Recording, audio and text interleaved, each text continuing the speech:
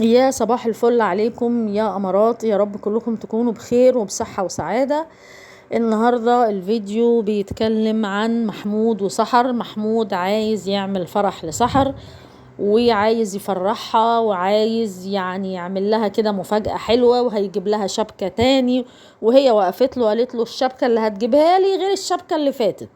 فطبعا ناس كتير من المتابعين معترضين ازاي هيعمل لها فرح، دول معاهم 6 أولاد ورايح يختار لها فستان مع نهال. الله، هو معاه؟ طب الناس مش لاقيه وهم بيعملوا افراح، الناس مش لاقيه وهم بيجيبوا شبكات، الناس مش عارف ايه.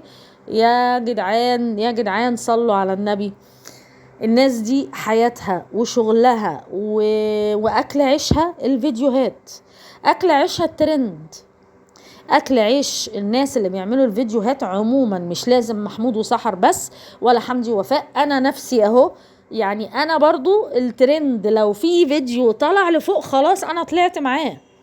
يعني الناس دي عايشة رزقها واكل عيشها على الترند. فهو شايف ان هو لما هيعمل فرح وهيعمل زفاف من اول وجديد ويجيب لها فستان ابيض، اولا دي حاجه جميله جدا، هو بيفرح اهله، هو مش هيعزم حد، مش فرح يعني. الفرح هيبقى مقتصر على اهله واخواته وقرايبه وخلاص، القريبين جدا. يعني مش هيعزم ناس بالعدد يعني، بس هيفرحهم، هيغيروا جو، هي حياتهم كده. بناء على الفيديو اللي هيعمله دوت قناته هتكبر، متابعينه هيكتروا، الفلوس اللي هيصرفها في الفرح هيجيله اضعاف اضعافها. ليه؟ لان ممكن الفيديو يعدي 1,000,000 ل2,000,000 مشاهدة. خلاص، الله اكبر، ما شاء الله، الدنيا فله. تمام، فده شغلهم. هي حاجة زيادة واوفر شوية، بس ده شغلهم. زي مثلا لما يكون مهندس ويقول لك ايه، مثلا حد يقول له في شركة تعالى وامسك الشغلانة ديت، مثلا الشغلانة دي فين؟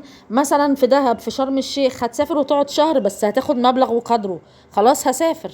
فدول برضو بيعملوا كده، انا هعمل فيديو كبير وهعمل مش عارف ايه واصرف عليه علشان ربنا يكرمني.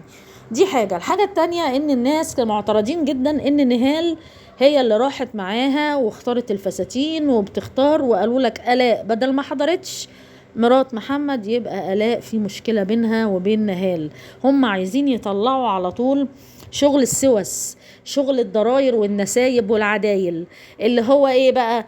مرات محمد زعلانة مع مرات حسن عشان كده ما راحتش تختار الفستان. اولا نهال اسكندرانية، فنهال هم قاعدين في اسكندرية، فنهال هي اللي راحت واختارت علشان هي اللي فاهمة وهي اللي عارفة المحلات بتاعة اسكندرية اللي بتبيع الفساتين والافراح والحاجات دي.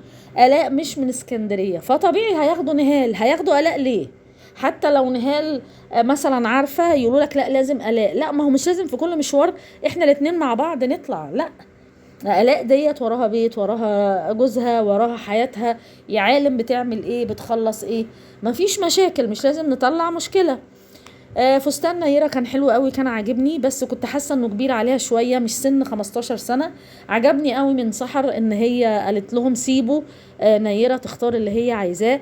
فربنا يحنن قلوب الناس كلها على نيرة يا رب ويرزقهم. وطبعا احنا في انتظار الفيديو بقى نشوف الدنيا ايه. سحر تستاهل كل خير وتستاهل تفرح، وربنا ما يحرمهاش من عيالها ويخلي لها عيالها ويرحم ام زياد.